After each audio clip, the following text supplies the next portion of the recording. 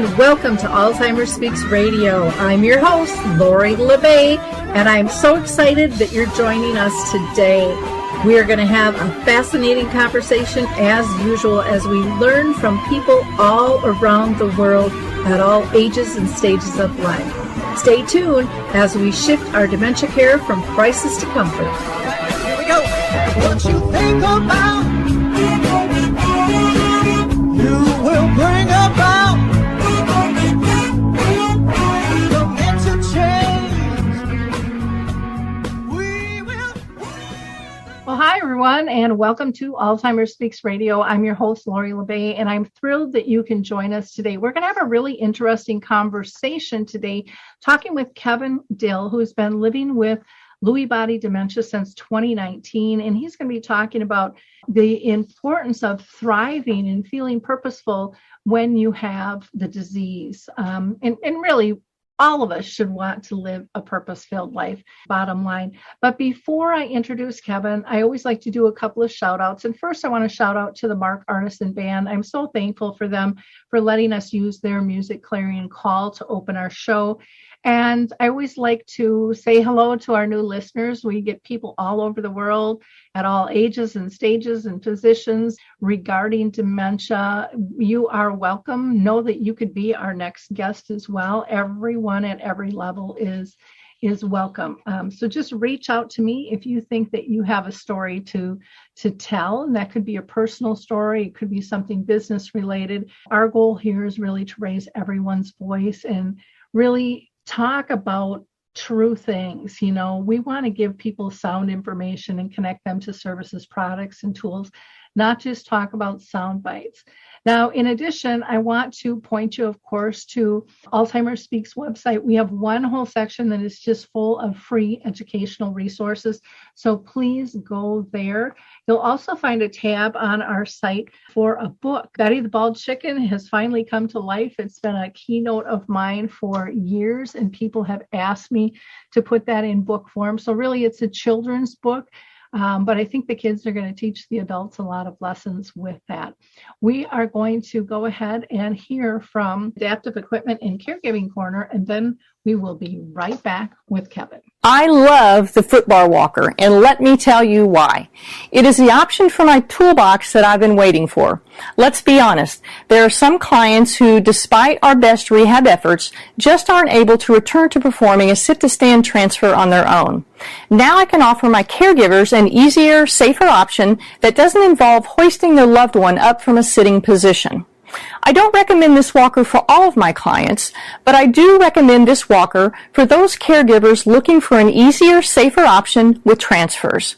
I would also encourage other therapists to add this walker to their toolbox. It's kind of like having my own mobile parallel bars for the client to pull up on.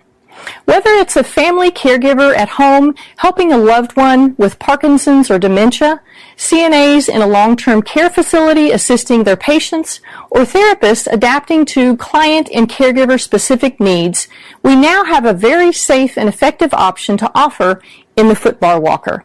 Check this product out at thefootbarwalker.com. That's it for today from Adaptive Equipment and Caregiving Corner. Have a great day, and don't forget, if you can't do it, adapt it. So it's time to introduce you to Kevin.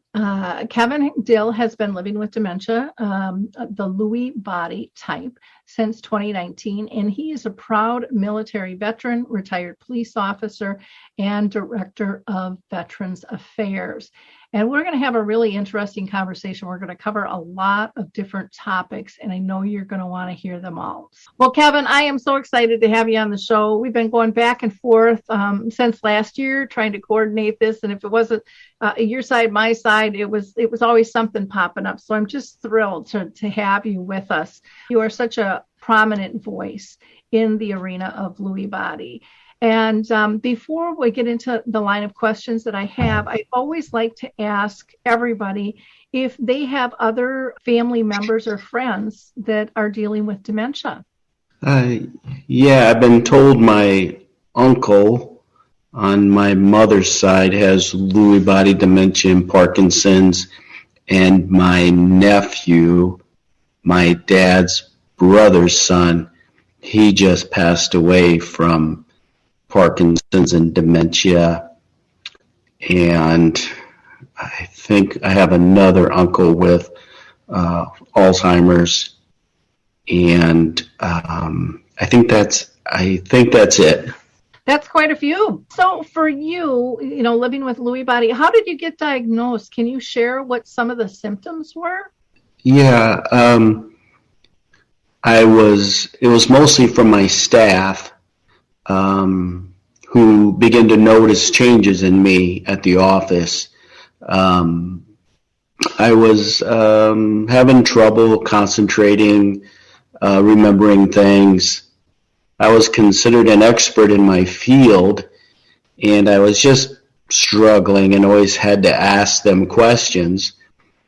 And then I was at times forgetting, how to start my truck, how to get home. I started wondering if my staff was not letting me go home. I was beginning to lose my concept of time. If I was at the office for 8 hours, to me it felt like 5 minutes.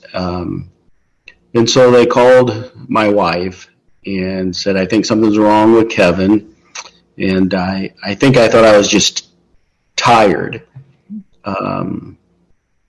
Because I worked a lot. I would get calls from different doctors and nurses from different hospitals all over Iowa, asking my opinion on patients, veterans. But then when the hallucinations started, that's when we thought, okay, something must be wrong. And then my sleep pattern was off, and I was having pretty vivid movements and dreams in my sleep. So we went to the doctor, and the local neurologist said, I think you have something called Lewy Body Dementia, after the PET scan showed some abnormalities in what you would see with someone with Alzheimer's. So then I went to the University of Iowa Hospital and Clinics, to the neurocognitive clinic they have there with specialists, and after more testing, the doctor said it's probably 80% Lewy body, 20% Alzheimer's. So they've just been calling it Lewy body dementia since 2019. Okay. How did you deal with that diagnosis? Denial, sadness, wasn't sure what to make of it. I remember the first neurologist said, don't Google it. Whatever you do, don't Google it. So did you? I didn't. I think my wife did, or my daughter did, and told my wife, don't Google it, don't read about it. The doctor thought I should retire because my job was complex and I was struggling, and so I retired early, and it was rough. Spent the first I think year in severe depression, sad, didn't know what to do. Went from so many people needing me and to now just sitting at home. So one day I got in my truck and turned it on and shut the garage door and thought about going to sleep. But I thought about so many people I'd helped in my job to improve their lives, and so many that wanted to commit suicide at my desk, that I thought, well, what am I doing? And turned off the truck and got out and started becoming an advocate to speak for those who cannot speak for themselves living with a dementia-related disease. Wow. Thank you for being so honest about that. I hear Sure. that so many people, but they don't always want that to be public. But I think it's such a critical piece. of how severe the depression can be when you get a diagnosis like this. And when your life is flipped upside down, I think it's, I hate to say it, but I think it's kind of normal, when things get tossed that severely, people have those thoughts. And I think we have to be able to talk about those things honestly and openly. So kudos for your bravery on that. I really do appreciate it. Oh, well, thank you. After that moment, my wife took me out to Boston. One of my favorite actors was Robin Williams in Good Will Hunting. So I went and sat on the bench in that movie where he sat, and I thought there for a moment, I wonder what he was thinking or going through at that time, and him developing Lewy Body Dementia and taking a different approach. I don't know. I just thought about him, and I think about that to keep advocating. Well, it's important, and no matter who you are, those thoughts can cross your mind. And Sure. As family and friends, we have to, have our eyes and ears open, but we also have to be, given some direction on how to help deal with that. Yes. Because it's not something simple. And I'm sure your family probably went through some depression and being scared of, what's going to happen to not only to dad or my husband, but to the family as a whole. And Yes. And stuff. So, did your wife or did your kids, were they struggling with the diagnosis as well? Yeah, and I think they still do.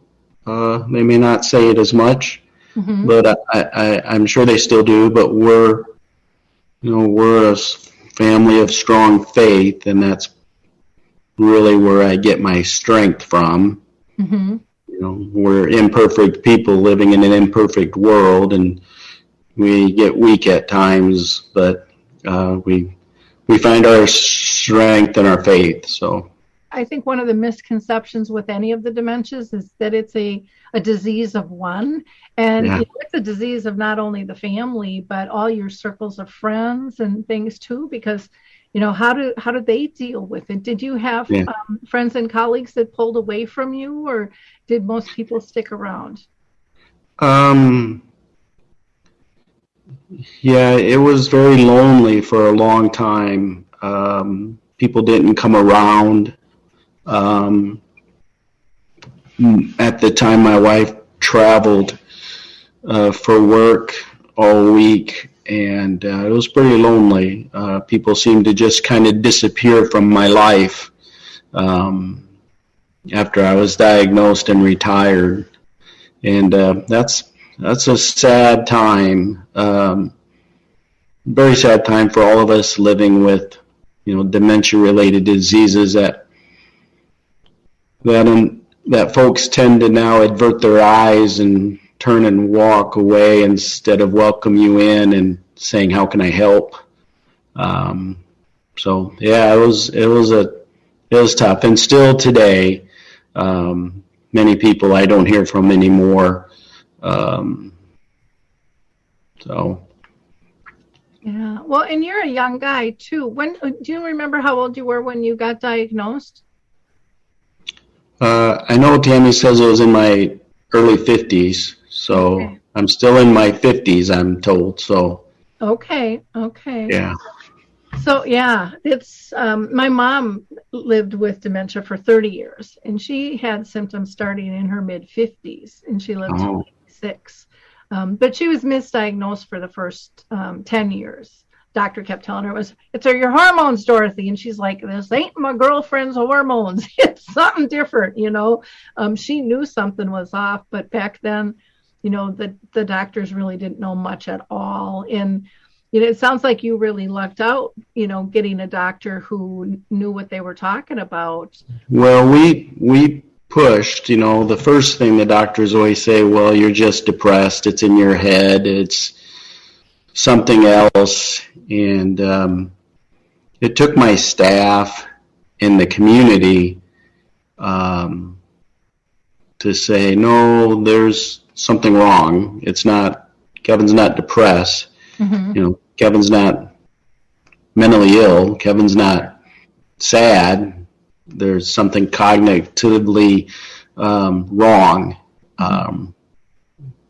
But yeah, unfortunately, many people live undiagnosed with dementia because the doctors always want to say it's something else. And I asked the doctor once, why do you do that? He says, well, those other things are curable and we want to give people hope. I said, that's a dangerous thing to do because if you tell someone that it's just in their head, then people around them will think, well, you're just in your head, why don't you snap out of it? And it puts them in a great depression. You think about Robin Williams, would he be alive today if his head wasn't filled with the wrong information? And that's my fight with the medical community today, is stop doing that. If you have all your information and you've ruled everything out, then just call it what it is, and let's work on improving the quality of their life while they're here, instead of feeding them bogus information to make you feel better as a doctor, because it doesn't help the family. It can destroy families. Oh, yeah. I've had people where they've gotten divorced. They were told they were going through a midlife crisis. I mean, all Yes. different types of things. And it's like, oh, my gosh. And people have said, I never would have divorced my husband if I would have known this. I thought this was, sometimes they think it's purposeful, what's happening, and really sad. And I agree. Doctors got to get over themselves. They're not the only one to be able to bring hope. And it's one of the things that irritates me probably the most, because I personally think if diagnosis was handled differently, and even if they don't have a cure, there are a lot of other support systems. And that's one of the reasons Dave Wiedrich and I created Dementia Map, which is it's a global platform with like 150 different areas that you can search categories. No one's saying that they've got the answer, but they've got support. And there's a lot more support out there, like DAA and Dementia Minds and Dementia Mentors and, all the Lewy Body Association. I mean, there's so many things. And I know when my mom got diagnosed, we weren't even given the Alzheimer's Association. I mean, I kind of tripped over that by accident. And I just kept thinking, where are all the other families like us? Where are all the other resources? There has to be. And the more I dug, the more I found. And I'm like, we've got to be able to get this stuff disseminated. And the doctor's office would be the perfect place to do that. I mean, right now you're seeing, as you well know, police departments are getting educated, and fire departments, cities as a whole, lots of businesses. And why our doctors aren't getting educated on, different resources. Because if they were given, I just think of, and I'll use Dementia Map as an example, but if they were given that and they go there and they see all of these resources, yeah, it might be overwhelming, but it's going to be overwhelming in a good way. Like there's hope, there's help, there's people that understand this. And I would have given, my right foot for something like that, during, when we were going through with my mom, because it feels hopeless. And when you put a whole family at risk like that, when they all don't feel hopeful, that can be a really, really dangerous situation. So I appreciate you talking about that.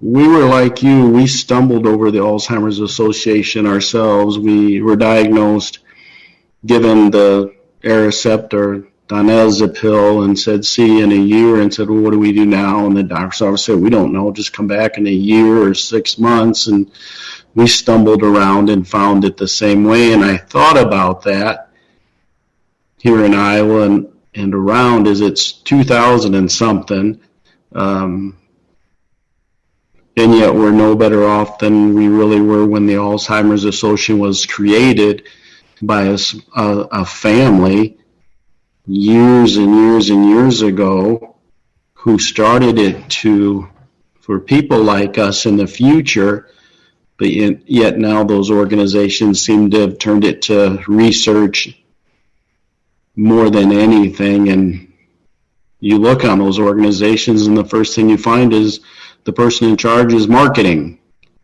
And I don't understand that. I mean, here we are all these years, like with your mom, all these years later, if she was diagnosed today, you would stumble into something again almost, because the doctor's office won't partner with everyone.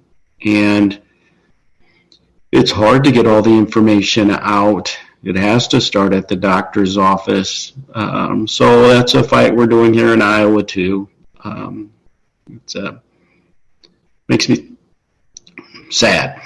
Yeah, I only know of, and I talk with people all around the world, and I don't talk to everybody, but I only know in the United States of one place, and that's in Colorado, where they make up packets, and it's Dementia Together. It's a dementia-friendly community, and they partner with the Alzheimer's associations and all the others, and they give the doctor's office a full packet of resources. So when anyone is diagnosed, they get a packet of resources.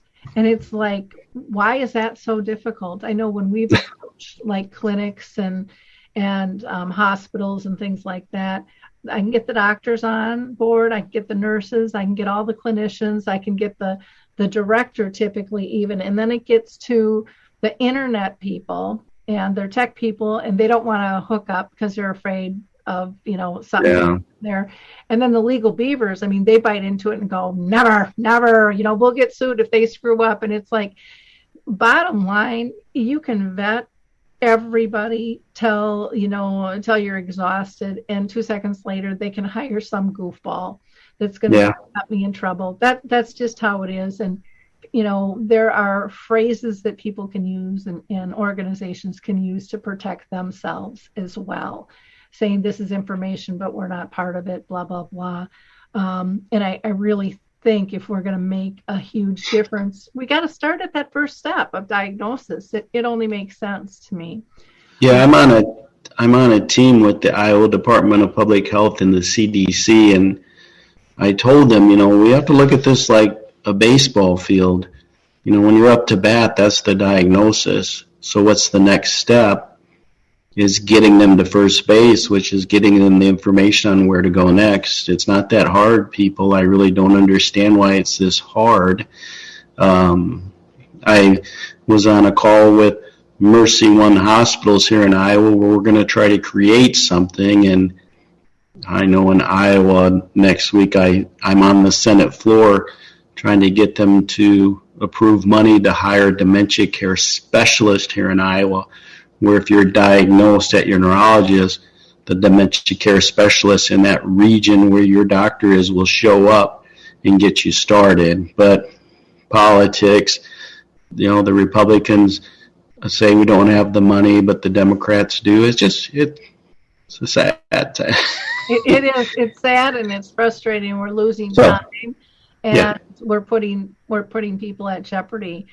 A lot of families don't know that there's a difference between government agencies, profit and nonprofit too. They don't always work well together. The government agencies and the nonprofit work together more so, and anything profit kind of gets pushed to the side. But there's a lot of small nonprofits or for-profits like myself that aren't making much money, but they're having a big impact. And it's foolish, not in my mind, to not all work together. Let us all do what we're good at. And none of us are ever going to know everything that's out there because it's constantly changing. And if we're going to serve, it should be constantly changing. So I think it needs to be, a broader outlook, and really an outlook of, the greater good, which isn't a business concept that a lot of people embrace there. For those of you that are just tuning in, we are lucky to be talking with Kevin Dill, who has been living with Lewy Body Dementia since 2019, and he just got through sharing with us about his symptoms and how that diagnosis has affected him. I next want to talk to you, Kevin, about the artwork that you do, because a lot of people think, oh, if you've got dementia, there's so many things you can't do anymore. And so first I want to ask you, have you always done art, or was that something you started after your diagnosis? No, it was after. I never really liked arts and crafts, but it was funny. After this Lewy Body Dementia, as you know, your brain, now I like foods I never liked before and have different taste, and now I paint, and I never painted. I had no desire, but at least I don't feel like I had any desire to ever paint before. I don't remember that. But yeah, my wife started me painting last Christmas for something to do to occupy my mind. And so I painted a picture and posted on Facebook to show that people living with dementia can still do things. And somebody said, "Can I buy that from you?" And I said, well, if you want to, but how about you just make it as a donation to dementia organizations? And well, then that started the ball rolling, and now I've been painting and raising money through the art. Wow, that's fantastic. Now, do you do freehand or paint by number, or? No, it's paint by numbers. I've taken a break since the last one because the Parkinsonism is getting worse and my hands tremor a little bit more and they get really tired. But no, it's paint by numbers and a big lighted magnifying lamp to help me see. But I enjoy it. I enjoy it now more because people like them and want to donate money to help.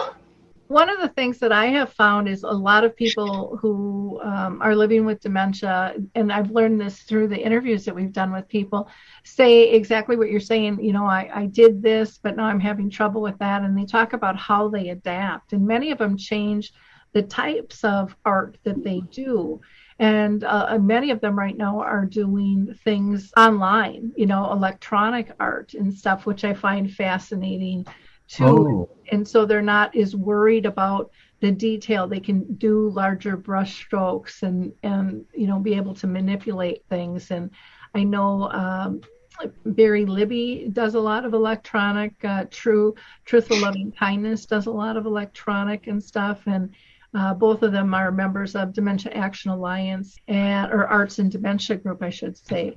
And so it's just kind of fascinating to see and how open they are with sharing with people of, well, I used to do this, but now I do that. Or Harry Urban, who used to do woodworking with a lathe, and that got too dangerous. He had a big one in the garage. Then his wife got him a smaller one. And then she said, nope, we got to get rid of the lathe altogether. And then he bought a 3D printer. And now he's creating things on a 3D printer. But we've got, photographers and jewelry and woodworking, all kinds of different art that's just absolutely incredible. What do you get out of doing the art yourself? I like, I can see all the colors, mm-hmm. and I like to see the colors become a picture, mm-hmm. and I like to see the picture. It's weird because I don't really conceptually understand the picture, but I just put the colors on the canvas and it creates a picture. And so I look forward to seeing what that picture will look like, even though I can see it while I'm painting. My brain doesn't realize that, and so I paint, and I usually don't stop until I get too tired. My wife makes me stop because I want to see what that picture is because I don't know what it is.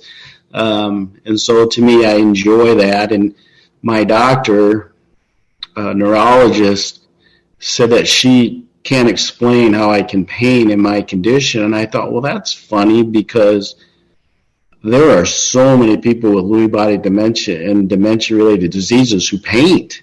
Yep. Yeah.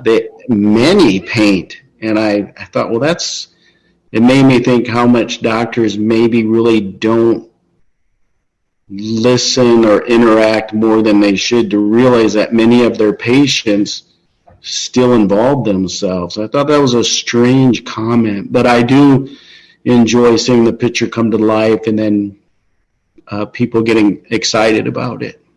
Yeah, I think one of the things that they forget about is, most of us who aren't active in art don't do it, one, because of time, but probably a lot because we were told when we were younger we weren't good at it, or people were judging us.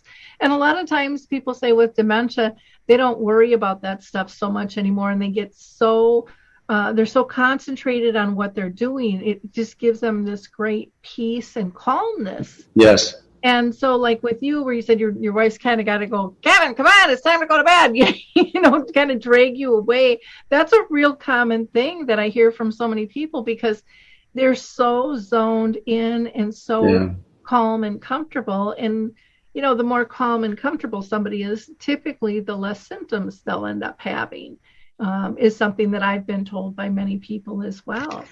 And, I listen to music to calm me while I'm in pain. And yes, my vision has changed to where it really only sees right focused in front of me, and I can't multitask. And so when you give me that painting project, I'm focused on that until I finish, or until someone has to drag me away, or my hands just hurt so bad. And I don't understand.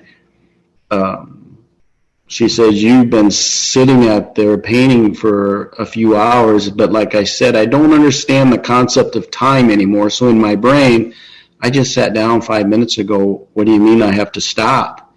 She says, no, you've been at it for a very long time. And I know I will argue with her, but then she'll make me stop. So. Well, and like you said, you lose that ability to tell time, and how much has passed. And, there's some pluses and minuses to that, when your hands start and things. But to be able to be that present is really a gift too. And to have people come up to you and say, hey, I want to buy your art. That doesn't happen to everybody every day. So that's pretty cool. I would love to see the art of people with dementia being displayed much more and even go on exhibit. I think people would be shocked, and I think it would be a way to help overcome a lot of stigmas that are out there as well. Yeah, I think you bring up a good idea that I've never thought of. I guess I need to find an art person, a museum, to see if we can do that. That's a good idea. I'll have to. Even in a doctor's office, in their sure. A neurologist, that would be a fabulous way to give hope to people, to exhibit things like that. The problem that I find is that a lot of them go, okay, we'll frame it and ship it, and people don't have the money to go to all that expense. And so someone really needs to, this has to be a project that's funded and not having all that responsibility put on somebody with dementia.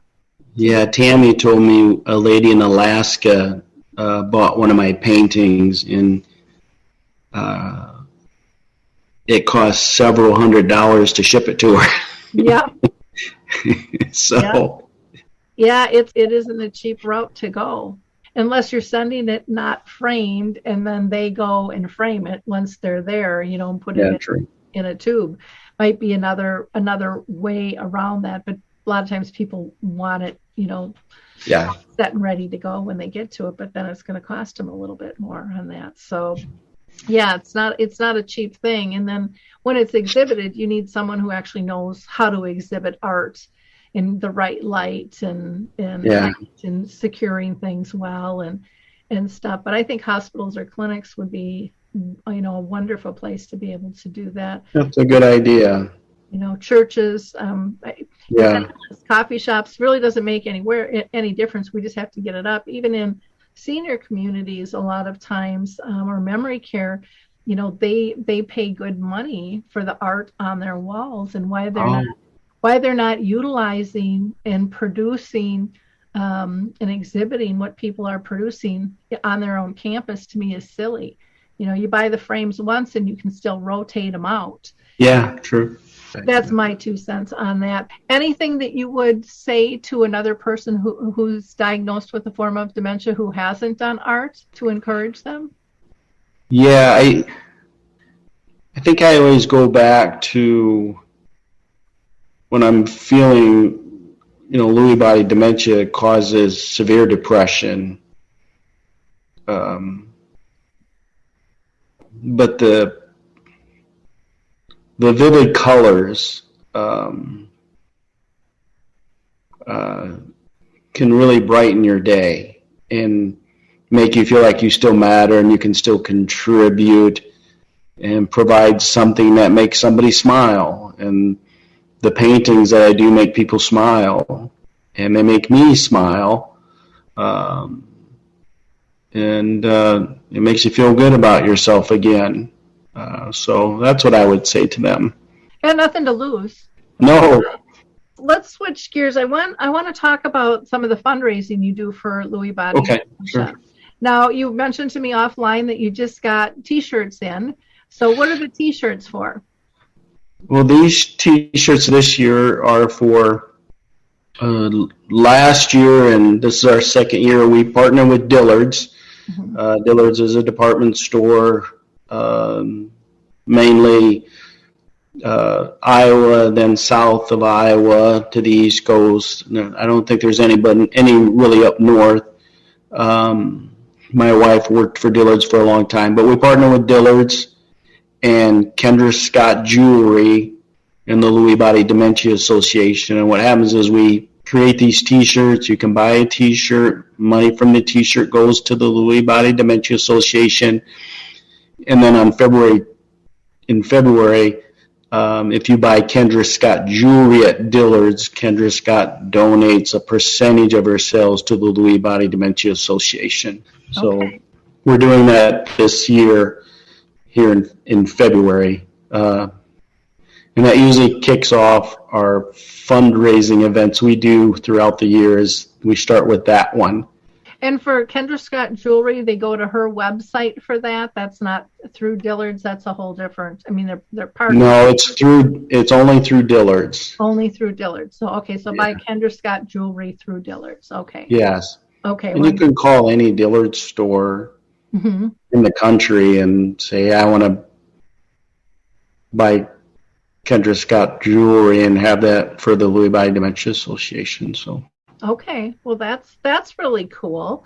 You also are doing some other things. You have done like a 5K run in the past. Are you going to be doing another one of those this year? Yeah, we're talking about it. Right now our next event is the second annual Kevin Dill golf tournament for dementia and veterans. That's May 19th and 20th in Waterloo, Iowa. And so it's a 2-day event. May 19th, Friday, is an evening event with food and music and events at the driving range to just get people excited. And then on the next morning on Saturday is the 4-person best shot. And all that money, all 100% of the money goes to Dementia Friendly Iowa and 2 veterans organizations here in Iowa, and to Adaptive Golf Iowa. After I was diagnosed with Lewy Body Dementia, the Lewy Body Dementia Association suggested golf, and I never played golf, and now I'm actually really good at golf, but I started playing golf, but then I was falling down on the course from the Parkinsonism, and so there was this Adaptive Golf from Adaptive Golf Iowa that helped me to keep playing, and so I support them. And so we'll have that event. And then, we had a 5K where my friend Jay Allen from The Voice came to sing, and we raised a lot of money. The 5K people were surprised at how many people showed up, because they said 5Ks really aren't a big thing anymore, but we had a lot of people, and people are asking if we'll do it again. I just got a message from Morgan Miles, who I think she was a runner-up on The Voice this year. She just sent me a message that, because I asked her if she could come perform for that, and so we're looking at her coming to perform. Cool. Well, talk about big names. I saw, what was it? I was on, I think, YouTube, and I saw Jay Allen talking about how much money he's raised for dementia, and it's actually been incredible. But his mom also had early onset. Yeah, I grew up with his mother. Oh, okay. Wow. Yeah. Small world. Yeah. Gosh. What other types of things does Dementia Friendly Iowa do? I believe they do like Dementia Friends education and stuff too. Yeah, so what Dementia Friendly Iowa does is they go around to communities and give trainings to businesses like banks and stores, hair salon, anyone who's willing to go through training on how to be more friendly with people with dementia when they enter your business.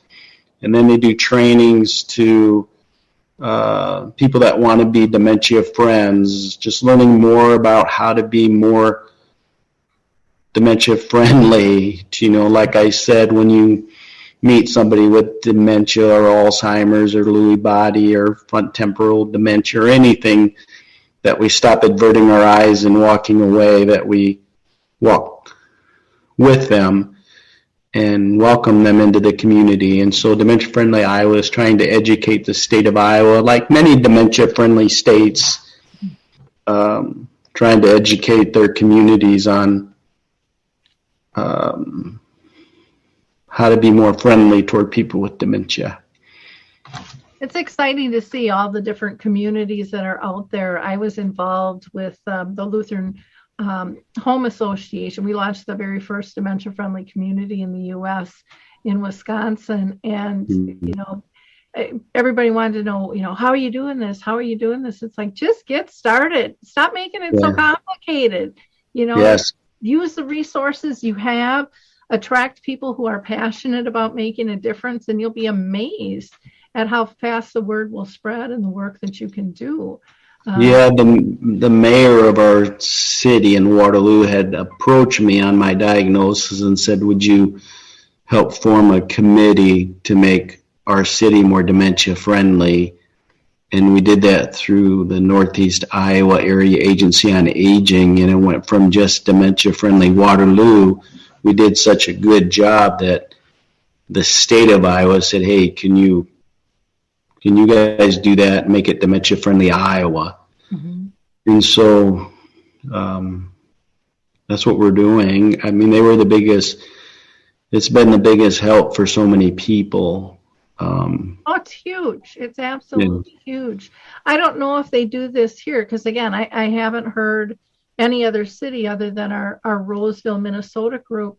The city has actually given us a space on their official page for Roseville Alzheimer's and Dementia Community Action Group. And so we list all the programs, plus there's a lot of different kind of static information or past information that's on there. Wealth of information. And we were told over and over it couldn't be done. But to actually for the city to give space to that says, has a large statement. And it makes it easier for people to be able to find the information that they're looking for. Well, more cities to do that. My big focus now is, we have lots of information out there. We've had lots of information for 30, 40 years, really. Now it's how do people help people like us or your mom navigate those resources instead of just handing it to them and saying, good luck. Yep. It's, okay, we're not going to just hand this to you. We're going to sit down at your kitchen table and help you navigate it. Because you can give my wife a resource guide or a pamphlet and it's going to end up on the table under everything else because she's too busy trying to take care of me and everything else, and I can't do it. Mm-hmm. And so I have found that that's what we're doing today, and I think we need to look at it differently and say, okay, we have all this education. Why aren't we getting better Well, it's because the education is sitting there, but the caregiver and the person living with the disease don't know how, don't have time to navigate it. And sometimes the information is very complicated and too much information, and you don't know how to get through all that stuff. And so my big fight is, okay, Alzheimer's Association and Lewy Body Dementia Association and all these organizations, all of you have your own resource guides and pamphlets and just a minutia of stuff. But has there been any return on your investment? Are we a better country and community on dealing with people with dementia and helping them? No, we haven't really gotten much better with all of your money and resources. So how about we do something different? And like we talked about, when somebody is diagnosed, there's somebody who shows up at their house or at that office, doctor's office, and says, you're not alone. Let me take your hand, and we are going to walk you through these resources, show you how to navigate them, and we are a person and a phone call away at any time to help you. Because I have met so many people that have raised their hand and said, here I am, choose me, I will do that. Mm-hmm. But it takes funding. So now we're fighting with Congress.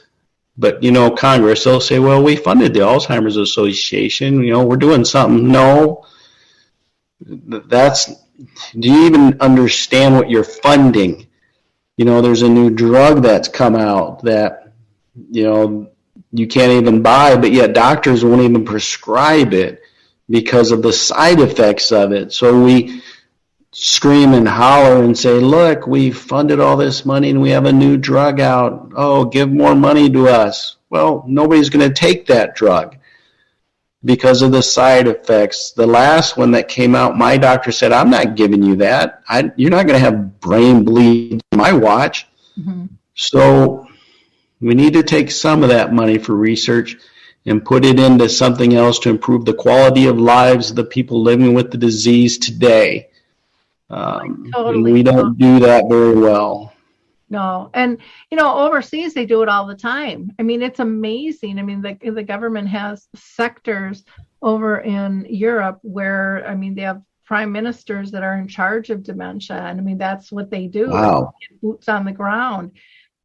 It's very, very different. And it's, they say how helpful that is because, like you said, it's this mire of information once you find it, if you can even find it, to try to figure out what's going to work best for you. And something that definitely needs to be worked on. Again, for those of you, if you're just tuning in right now, we're talking with Kevin Dill. We have been talking everything from symptoms when he got diagnosed to the Lewy Body Association, Dementia Friendly Iowa, Jay Allen, who has helped him with his fundraising as well, and then also art and dementia. So it's been really an interesting conversation. I do want to ask you, because I know you've got strong feelings about failure to thrive. And why don't you tell our audience what you mean by that and why it's so important to you? Well, I know that a large percentage of people with dementia-related diseases pass away from a failure to thrive. And I've been feeling like that, and I didn't quite understand it until we did some reading on it. And I realized, well, that's kind of what I'm going through. Even though my doctor says you're too early for that. And I said, well, I feel it. And I wonder how many others feel it where you're just, your brain kind of in layman's terms gets tired and doesn't, you don't want to eat and you don't want to drink and you just lay there. Your brain gets too tired to think. It would rather just stare at the wall. And you just kind of give up. And I thought, wow, let's try to change that. we just had a meeting with palliative care, and it was a nice meeting, but I thought, why didn't you start this at diagnosis? Why weren't you talking to me about improving the quality of my life at diagnosis? Why did you wait so long? And that's just how the medical field works. And I said, well, that's backwards. Why don't we start with someone sitting with the family on how do we improve Kevin's quality of life? Why did you wait so long to where, and so we don't talk about that enough. We don't,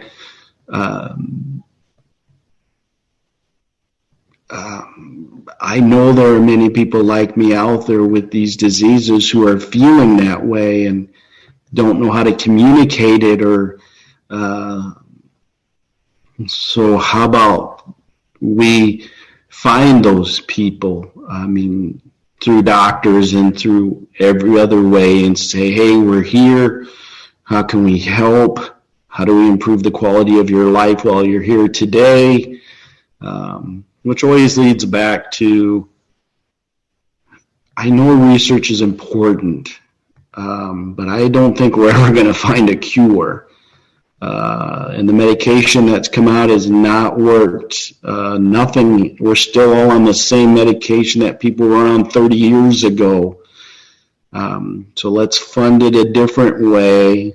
Leave some for research and education, but let's get some money funneled in the way that the family who started the Alzheimer's Association wanted it funded, to improve the quality of life of people living with dementia and to help caregivers to support them and be able to do that. I hope someday we can get back to what the spirit of the Alzheimer's Association was meant to be. Well, and again, a cure, I mean, we all want a cure. But Sure. Dementia's like cancer. There's going to be all different types of cocktails that are going to be needed because the symptoms are all different.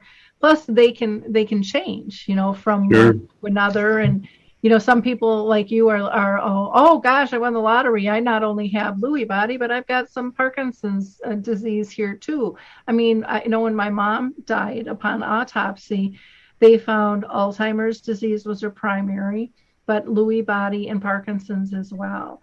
And so, it attacks everybody a little bit differently. And, one thing isn't going to fix it all, but man, there's a lot of ways we can give people comfort and quality of life, Sure. feel purposeful, and, while living with the disease. Kevin, this has just been such a great conversation. I appreciate you so much for all you're doing and your advocacy. Your voice is really needed and appreciated by so many of us in the industry, because we need to hear those voices of people living with a diagnosis. Well, one thing I always say here at the end is, I say it a lot, is yes, I appreciate everyone out there who's standing on the mountaintops screaming for more money for research and education, and screaming for us, but sometimes you need to come down into the valley and spend time with us and listen to us before you go back up on the mountaintop. Because sometimes you're screaming from the mountaintop for the wrong things, because you haven't been down in the valley in a long time. Yeah. Oh, that's a perfect way to sum it up. That's, when I started Alzheimer's Speaks, that's exactly, was my thought too. I'm like, I'm not aligning with anything out there because I don't want to get sucked into the big machine and become something that I didn't feel was serving as well as we could be. And I wanted to, create something that was open for all people, all voices. Yes. Because I don't think we can be sustainable if we don't hear from, those diagnosed, from family members, and the combination of everyone else in the world. We can all support things in a different fashion. We can become much more creative when we open up that door. And I think we can give a lot more hope, which then, to me, people, I know we've always funded through fear, but I really think people will donate for hope as well. Yeah, I agree. And I think if we could do one other thing, is, the African American community suffers greatly from dementia-related diseases, probably more than any other person, but they tend to stay more private about it. And I don't like that there are resources and help out there, but they tend to be left aside because our national organizations, they just scream for money. And there are people suffering in the African American community with dementia-related diseases that are suffering by themselves and in silence because we haven't welcomed them in like we should have a long time ago. And so I kind of been speaking about that too. Yeah. There's a lot of different cultures that have kind of been underserved, but they are definitely one of the top ones. But the Asian, Pacific, you've got the Indians. There's so many that we need a broader net to scoop people up. But we also have to give them a reason to trust. Yes. That our motives are good. And yes. There's a lot of distrust out there, which we all understand. So, again, Kevin, what a wonderful conversation. Again, we've been talking with Kevin Dill, who's been living with dementia since 2019, and is truly making a difference on so many different levels. We will give you the information to contact Kevin through Facebook, and there's a lot of Kevin Dills out there, but you look for the guy with the biggest smile and the widest blue eyes, and you will find him in a heartbeat. He's also on Instagram as Kevin Michael Dill. You can also reach him through Dementia Friendly Iowa at dementiafriendlyiowa.org. And we're going to share on our blog, and the radio show will have a link to a YouTube video that just shows the 2022 5K run. Oh, okay. And what that's all about. And we'll also hook you up on how to go ahead and get those T-shirts. And Kevin, is it okay to give out your email address or not? Yeah, that's fine. Okay. Sure. So Kevin's email is kevin.dill1118@gmail.com. And wrapping up here again, I just hope you all like, click, and share this conversation. So many people out there dealing with dementia that we don't even know are dealing with it because they're not comfortable. So we have to share this information more. Let them know that there's hope, there's new ways, and there are people really pushing for better ways, not only just for treatment, but just to be able to live well with this disease. And there's a lot more support than people will ever think is possible. We just have to get it all in one space. So so I would encourage people, again, to like, click, and share, and feel free to go to alzheimerspeaks.com. There we have one whole page that's just dedicated to a variety of free resources there. And you can always check out dementiamap.com, which not only has resources that you can search, but it also has a calendar of events. Those terms we don't know when dementia hits us. We'll give you a little guidance there, and there's a wonderful blog with lots of articles as well. Again, thanks everybody, and have a blessed week. Bye now. Bye. Thank you. Thank you. Hey everybody, Jared Sebesti here, host of Retire Repurposed. This podcast is dedicated to help people transition into fulfilling and purposeful retirements. Retirement is a big life change. In fact, the two most dangerous years of a person's life are the year they were born and the year they retire. Few people could just flip the switch from working a career 30 or 40 plus years, retiring on Friday without methodical steps to living what we call a repurposed retirement. To listen now, search Retire Repurposed on your favorite podcast platform, Senior Resource, or Life Audio.